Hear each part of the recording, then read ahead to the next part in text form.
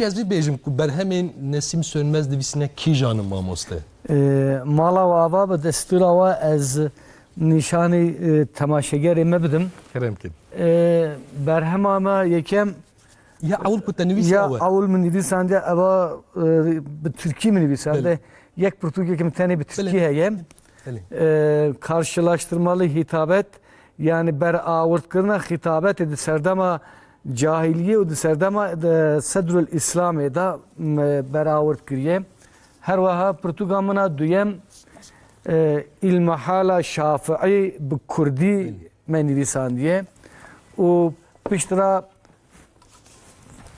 Fıkha Şafii ew jî bi Kurdî me nivîsandiye yani gelek mijar tê de hene û her wiha li ser dîwana Şêx Muşerrefê Xunûkî Xwedê Teala rehma xelêkê di nava şanên Seyda da derketiye min li ser wî vekolînekî kiriye hem em ê bêjin metna wî daye û her wiha gelek şîrove jî li ser kar û xebatên wî kirine û her wiha dîsan dîwana Seydayê Mela Nûrullahê Godişkî bi eslê xwe ji Tatwanê ye li ser dîwana wî jî min kar û xebatê kiriye metna wî tev û şîroveya wî medayê çêkirinê û dîwana İmamê Şafii ji Erebî wergerandiye zimanê Kurdî meke ku û herî dawiyê jî ev Portugal me weke du berk Kurdî nûs